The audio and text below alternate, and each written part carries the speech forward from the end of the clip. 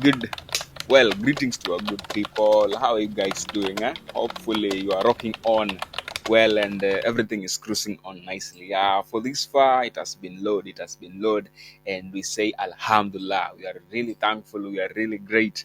Good. So, our people, straight to the business. We don't want to waste time. We just hope everything is smart on your side. Your exams are moving on good. You are good with your papers. You are doing good with your papers, and everything is good. Everything is good. Kila kitu iko sawa.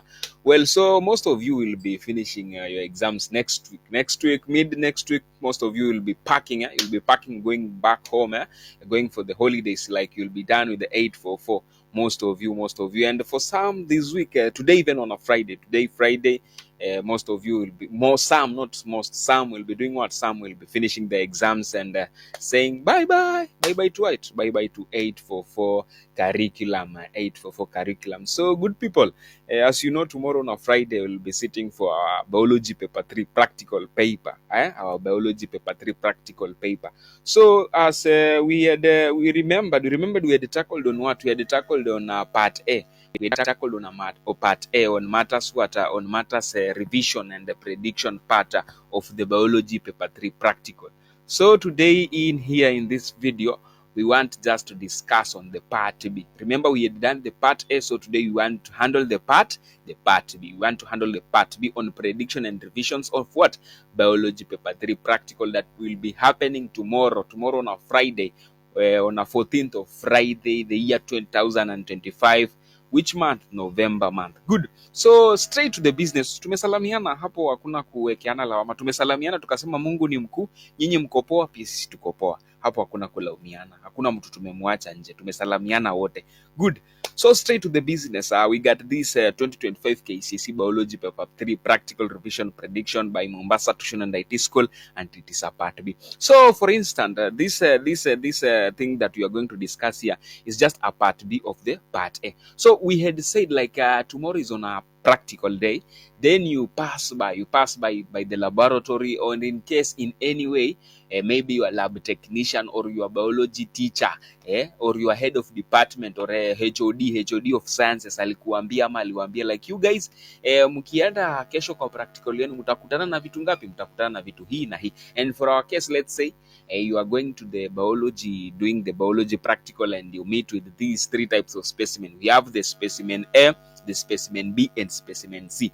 Specimen B, specimen A, and specimen C. So specimen B and A are plants, while specimen C is an animal. So in case you meet these types of things or these types of specimen, what are the possible questions that can run in your mind, or what are the possible things that you can meet inside that practical paper? That is what we want to discuss in here. Faster bila kupoteza time. Watu waende wafanye practical, wa rest for the weekend, waende next week kumalizia nini? Waende next week kumalizia exams zao. Good. So we have these 3 types of specimens: specimen B, specimen A, and specimen C. So the things that can run, or the questions that can run in your mind, or they can be brought on our paper 3 exams are like this. First, we have a classification-related type of a question. A classification-related type of a question. Like you are bringing a classification type of related of a question that they can ask you. For example, they can start with asking, like you're provided, let's say we are starting with which specimen? We are starting with specimen B and specimen A. Specimen B, I can say, is just the Lantana camara, while the specimen A is what? A skuma wiki, or call it a kel. So you are provided with these 2 specimens, and they bring you a question on classification, what? Classification related. So the first question on classification related, they can task you on like you say, what is the scientific name of each of the specimen? Maybe the specimen what? The specimen A and specimen B. Specimen A is the skuma wiki, specimen B is the Lantana camara. So when you are asked the scientific name for specimen A, which is the skuma wiki, it is what? It is called Oleracivir acephala. What? Ngumu namna hiyo. Then specimen B, which is the Lantana camara, its scientific name is just known as Lantana camara. In local language, there back at home in our local language, you always tell it as Lantana. lantana tunaita tu hivyo. Good. Another classification related type of a question they can ask you, to which kingdom does each belong, and you tell a reason to why. You give reasons. You give reasons which you give reasons to why you say this specimen A and B, they are found in which kingdom. So for both specimen, they belong to the same kingdom. They belong to which kingdom? Kingdom Plantae. The reason why we are saying it, they belong to kingdom Plantae, is they are multicellular. They have a cellule made of cellulose, and they have chloroplasts with chlorophyll, and manufacture their own food through what? Through photosynthesis. Tunakuja, to which divisions that does each belong, specimen A and B? So for both specimen, they belong to division Spermatophyta, and the reason why we are saying they belong to division Spermatophyta is because they are photosynthetic. They are well differentiated into roots, stems and leaves. Ukiangalia sukuma wiki iko na roots, iko na stem, iko na leaves. Ukiangalia the same to lantana camara, it also have what? It also has a what? It also has a root, stem and leaves, and they have a well developed vascular system. Good. Tunakuja, wanaweza wakatuliza, to which subdivision, what are the subdivisions of specimen A and B, and you give a reason. So remember, both are plants, so they belong to the same subdivision. Which subdivision? Subdivision angiosperms. The reason why we are saying they belong to subdivision angiosperms is because they reproduce by flowers. Simona kila iko na nini, they have what? They have flowers, and their seeds are enclosed. Their seeds are enclosed. That is a reason why you say they are found in subdivision what? Angiosperms or Angiospermatophyta. We can be asked, to which class does each belong? Tunaweza ulizwa, si lazima ukulete zote both, but they can ask you one. They can specify specimen A, to which class does it belong. So specimen A and B share the same class. They belong to class Dicotyledonei. Reason is because they have what? Network venation of leaves. Their leaves are network venated. Good. Tunakuja another type of classification related question. They can task or ask a question like, what are the observable features of the two specimens? What are the observable features of the two specimen? They can bring you on either specimen B. Na wakuulize, what are the observable features of specimen B, which is the lantana camara. So the observable features for this specimen, let's start with the sukuma wiki. The sukuma wiki, when you see at the leaf shape, it has a broad, smooth edge, and let's say like it is slightly wavy type of a what? Type of a leaf. And the leaf arrangement, it is alternate, and the stem structure, it is herbaceous. The color is green. Then tukikuja kwa observable features za lantana camara, we can say it is what? It is oval and rough textured, like the edges are rough. The leaf arrangement, it is opposite, and the stem texture is woody and hairy. And the color, we can say it is green with aromatic smell when you crush it.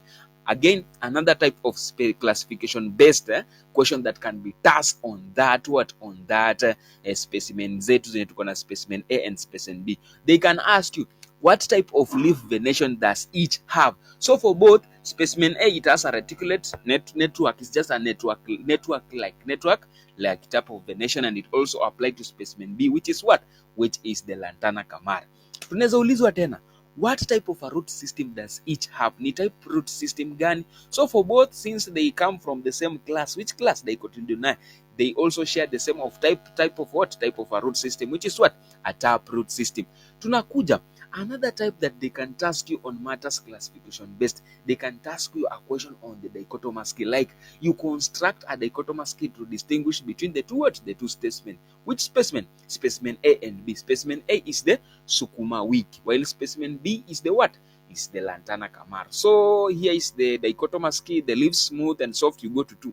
And the 1B, the leaves rough and hairy, you go to lantana camara. The stem 2A, tunakuja stem herbaceous stuff, tunapata ni brassica oleracea, which is the specimen A of ours, which is the sukuma wiki, and the stem woody is the lantana camara. So you can be tasked a question like that. Na kama si a question like that, they can tell you to give the differences in the observable features of each specimen. Correct. Tunaenda number 2. Another type of question that can be brought on this specimen of ours, wanaweza wakakuuliza an ecology related type of a question. Like tunaanza, wanaweza wakakuuliza, what is the trophic level of each specimen? Which specimen? Specimen A and specimen B. Both are plants. So when they ask about the trophic level in an ecosystem, these two specimens are producers or autotrophs. Why? Because they manufacture their own food using sunlight during what? During photosynthesis. Wanaweza wakakuuliza what is the habitat of each specimen and you give a reason. So when you are asked the habitat, let's say tuanze na sukuma wiki specimen A. This habitat of this thing is it grows in cultivated gardens or farms. And the reason why we say that it thrives in moist, fertile and well-drained soils and requires sunlight for what? For photosynthesis. Aya, tunakuja kwa Lantana camara specimen B. Habitat yake inapatikana kwa bushy or roadside areas and disturbed areas. Reason, it tolerates dry condition, poor soils and full sunlight. Another type of ecology related question, wanaweza wakakuuliza what are adaptations of each specimen to its habitat. Si tumejua sasa inapatikana kwa habitat fulani, inapatikana kwa habitat fulani. So ukikuja kwa specimen kama sukuma wiki, the adaptation to its habitat, we can say it has broad leaves to provide a large surface area for photosynthesis. It has a waxy cuticle to reduce what? To reduce water loss. It has a strong taproot so that it can anchor the plant and absorb what? Absorb more water. That is for what? For sukuma wiki specimen A. Tunakuja kwa Lantana camara, the specimen B. Adaptation of the Lantana camara to its habitat, it's like this. It has hairy leaves which reduces what? Reduces water loss. It has tough stems to prevent wilting in hot and dry conditions. Alafu the Lantana camara also to produce aromatic oils to discourage what? To discourage the herbivores from feeding on it. Okay, good. Another type of an ecology-based question that can be brought on either of the specimen. Which specimen? Specimen A, which is the sukuma wiki, and specimen B, which is the Lantana camara. They can bring a question like what is the economic importance of each. So for the case of sukuma wiki specimen A, when you are asked the economic importance, you can say it's used as a vegetable, that is food. It's a source of vitamin and minerals. It provides income for farmers. When they grow it and they sell it, they provide what? Income. The Lantana camara, the economic importance, you can say it's used as an ornamental for plant hedges. Aya, pia inaweza tumika as medicinal value. Traditional uses inaweza tumika kama nini? Kama medicinal value. However, it's also a weed and toxic to what? To livestock. Good. So those are questions based on what? Ecology related. Tunakuja another type of question that can be brought on this specimen A and B of ours. Which specimen? Specimen A, which is the sukuma wiki, and specimen B, which is the Lantana camara. They can bring you a question on gaseous exchange, like how is each specimen adapted for gaseous exchange. So you can say both have numerous stomata, mainly on the lower leaf surface. They have the stomata for gaseous exchange. The large surface area for what? To produce a large surface area for gaseous exchange. They have thin leaves. The thin leaves, what are the function or the adaptation of why they have thin leaves? It's to provide for a short diffusion distance of the what? Of the gases, and also it has air spaces in the mesophyll layer to allow circulation of what? Circulation of gases. Good. Another type of question yenye inaweza letwa kutokana na hizi specimen zetu, wanaweza wakaleta swali kutokana na ile topic inaitwanga nutrition in plants, a form 1 topic. Wanaweza wakakuuliza what are adaptations of this specimen to what? The adaptations to what? To photosynthesis. So for our case with sukuma wiki, you can say it has broad leaves to trap what? To trap sunlight, and it has a green pigment, the chlorophyll, for light absorption, and it also has thin leaves to allow light penetration. Tunatoka kwa sukuma wiki, tunakuja kwa kitu inaitwa Lantana camara. The Lantana camara, which is the specimen B, its adaptation for photosynthesis, we can tell like it has green leaves with chlorophyll, and the green leaves for chlorophyll for absorbing what? Absorbing sunlight. Again, for Lantana camara, it has a hairy texture, and the hairy texture reduces water loss, so photosynthesis continues in dry places. So that's what? That are the type of adaptations towards photosynthesis. Again, another type of question that can be tested on this specimen A and specimen B of ours, wanaweza wakakuletea na swali kutokana na temporary slide preparation. They can tell like ukate each of the what? You cut each. Let's say you can take a sukuma wiki or Lantana camara leaf, you cut it, then you observe it through a microscope. So if a question like that can appear, and a way that either they can ask you, you tell why it is necessary to cut very thin section. The reason why you can cut it in very thin section, it is to allow light to pass through for clear microscopic what? For clear microscopic observation. They can ask you why you stained. Why you stained. The reason why you stained is to make the cell structure in the nucleus to be more what? To be more visible. They can also task you like, why do you add drops of water on that what? Why do you add drops of water to that specimen of yours that umeikata? The reason why we add drops of water is to prevent the specimen from drying up and maintaining its natural what? Natural shape. And the reason why you use a sharp scalpel, it is what? To obtain clean and thin cuts without damaging what? The cells. And the reason why you can place it on a cover slip, it is to flatten the specimen and to protect the objective lens from water or stain. That is another type of question that can be brought on either of the specimen A and specimen B. Good. Tunakuja pia wanaweza kukutest in what? In another type of question like water relation in plants.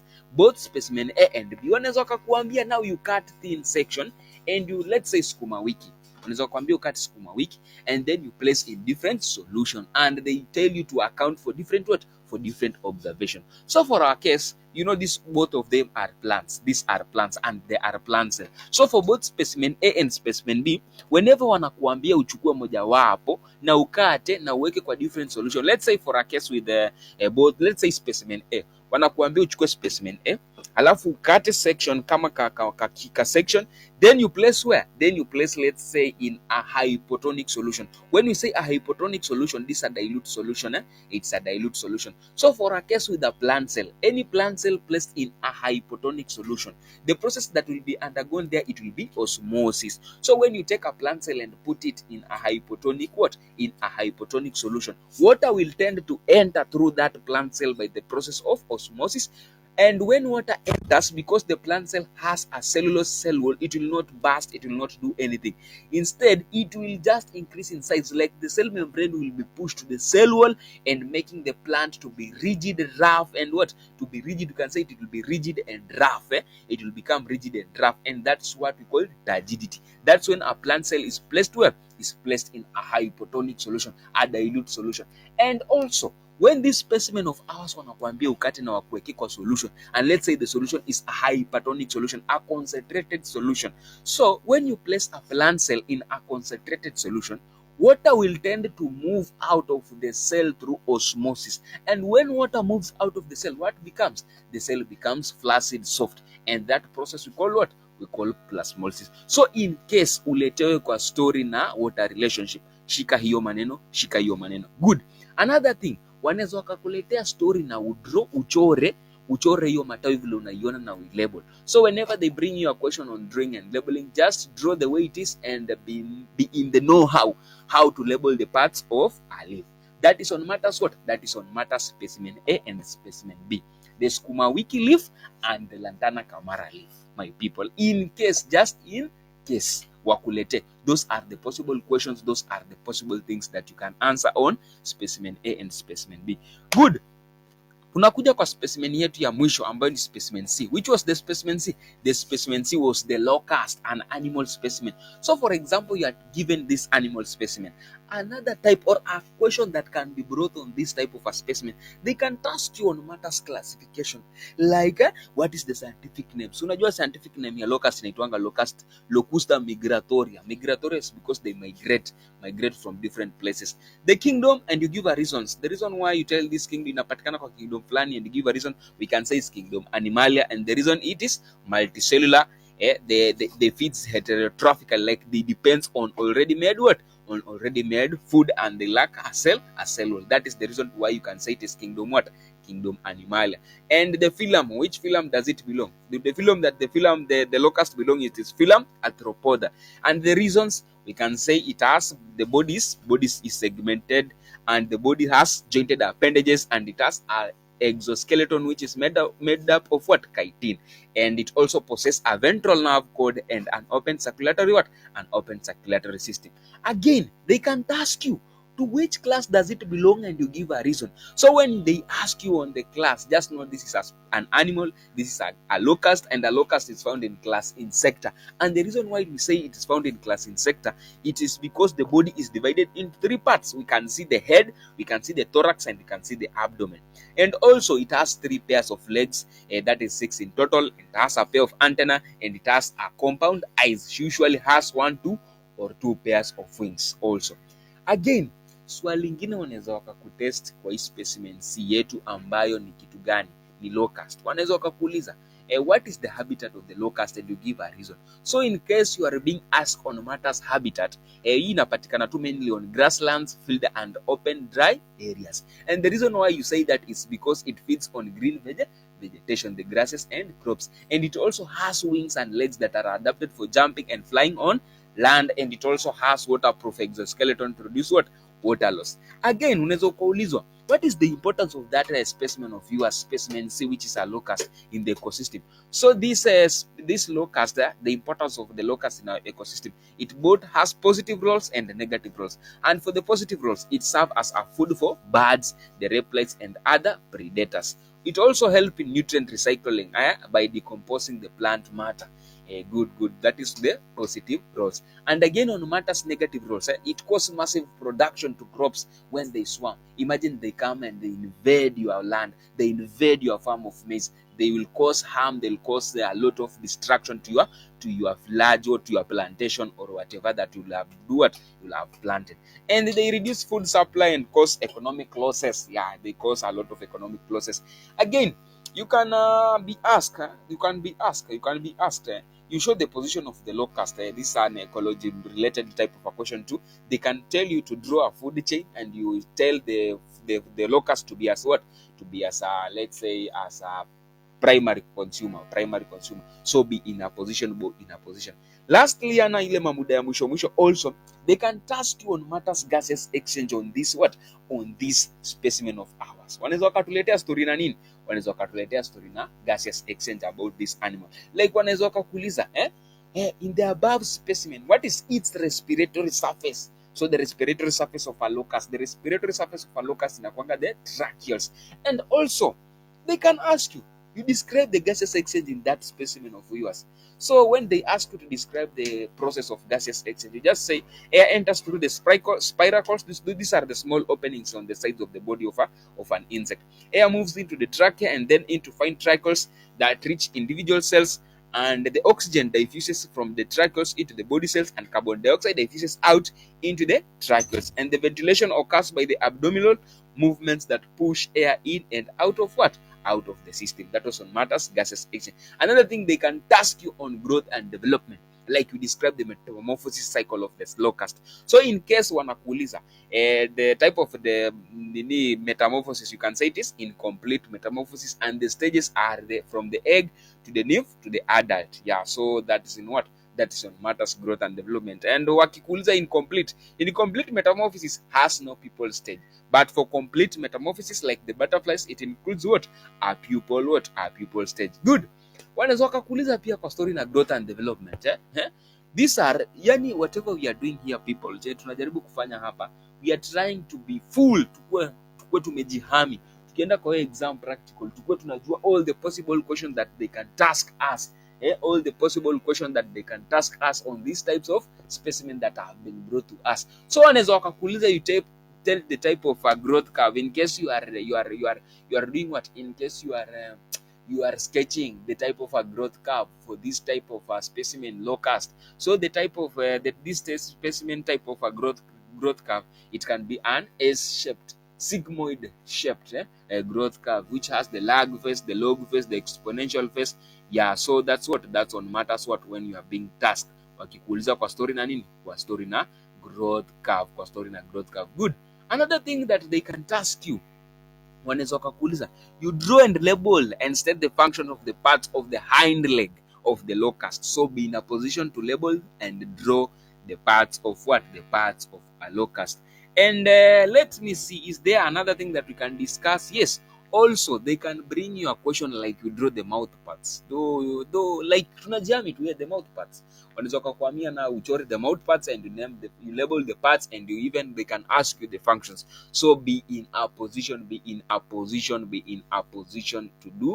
do that. And they can also likely to ask you or test you on the feeding habitat, that the locusts have. So the feeding habit, or not habitat, but the feeding habit is herbivorous, and reasons its mouth parts are adapted for chewing tough plant material, that is biting and grinding. So those are the possible type of questions that can be brought on this specimens of ours. Which specimen? Specimen A, which is the Sukuma Wiki, specimen B, which is the Lantana Kamara, and specimen C, which is what? Which is the locust. Sijasema ati sasa ndio maswali yote wataleta, hapana. They can choose among what we have discussed since the start of the video. So for yourself, you are needed to be exam ready. You need to be prepared. That is what we were to handle today. People, good luck, good luck, good luck. Na wakati unaenda kwa exam, 40 marks ni zetu zote. 40 marks ni zetu zote. Usiachie mtu hizo 40 marks. All those 40 marks are ours. Tunazika kwa pocket na tunatoka kwa exam smiling, and we pray God atufanyie nini? Atufanyie favor for those markers that are going to mark our papers. Otherwise, people, thank you for watching up to now. Enjoy your time, enjoy your practicals. Have a nice weekend in advance. For those that are finishing the exams, good luck. That is the 844. Hivyo ndo inakuanga, mambo itakuwa poa. Don't forget to subscribe, don't forget to share, don't forget to like, and don't forget to comment. Mambo itakuwa sawa. And the part A video is there. Part A iko. Just check on our videos, you'll check it. Otherwise, be blessed. Mambo itakuwa sawa. Hakuna story mingi. Mjibambe, tunasema tik. Mombasa Tuition and IT School. We love you people. Whether unatoka tribe gani, sisi tuko na nyinyi, sisi tuko pamoja. Pamoja my people. Be blessed. See you on the next slide. Boop, boop.